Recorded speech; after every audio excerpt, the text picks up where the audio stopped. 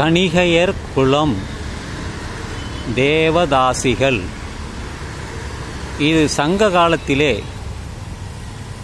இப்படி ஒரு தேவதாசிகள் கணிகையர் குலம் என்ற ஒன்று இருந்திருக்கிறது. சினிமாவில் கூட இதை பற்றி வைப்பாட்டி என்று வைத்து கொள்வார்கள், படங்களில் பார்க்கலாம். இந்த குலத்தில், கணிகையர் குலத்தில் பிறந்தவள்தான் மாதவி. சிலப்பதிகாரம் தெரிந்தவர்களுக்கு இது நன்கு புரியும். அப்படி ஒரு குலம் இருந்தது, கணிகையர் குலம். ஆடிப்பாடி அவர்களை மயக்கி திருமணம் செய்து கொள்வதுதான் அவர்களுடைய விஷயம். ஆடல் பாடல் எல்லாம் இருக்கும். அதில் சிலர் மயங்கி விடுவார்கள். மனைவி இருந்தால் கூட கண்ணகி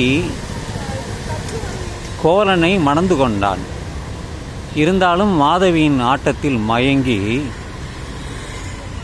அவளுடன் உடல் உறவு கொண்டு ஒரு பெண் குழந்தையும் பெற்றுக்கொண்டாள்.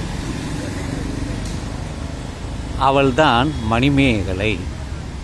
இதெல்லாம் பிடிக்காமல் தான் அவள் துறவு பூண்டு ஒரு பிச்சை பாத்திரத்தை வைத்து எல்லோருக்கும் உணவு வழங்கினாள். அட்சய பாத்திரம்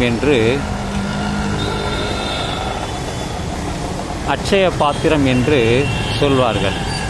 இப்படித்தான் இந்த கணிகையர் குலம் தேவதாசிகள் என்று எல்லோரும் அறியப்படுகிறது. இன்றளவும் இந்த தேவதாசிகள் வேறு விதமாக அவர்கள் செயல்படுகிறார்கள். இதற்கு முன்பு ஒரு பதிவு செய்துள்ளேன், அதை நீங்கள் யூடியூபில் பார்த்து கொள்ளலாம். வாட்ஸ்அப் மூலம் விபச்சாரம்தான் அது. எல்லா நாடுகளிலும், இந்தியாவிலும் பல இடங்களில் இன்றளவும் மறைமுகமாக விபச்சாரம் நடக்கிறது.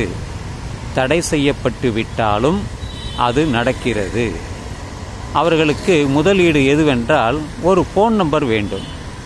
அந்த ஃபோன் நம்பரில் முதலில் அழைப்பார்கள், பேசுவார்கள், இனிக்க இனிக்க பேசுவார்கள், வீட்டிற்கு வாருங்கள் என்பார்கள். அங்கே போனால் உடலுறவு வைத்துக்கொள்ள தூண்டுவார்கள், தொடுவார்கள், எல்லாம் செய்வார்கள்.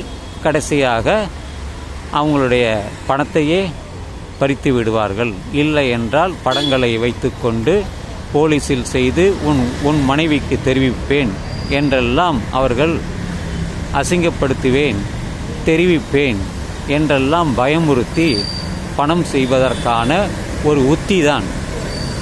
எனவே நண்பர்களே, இதெல்லாம் வாழ்க்கையில் சகஜம் என்று நீங்கள் கடந்துவிட முடியாது.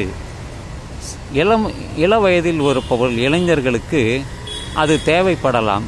திருமணத்திற்கு முன்பு, திருமணத்திற்கு பிறகும் பலருக்கு அது தேவைப்படுகிறது.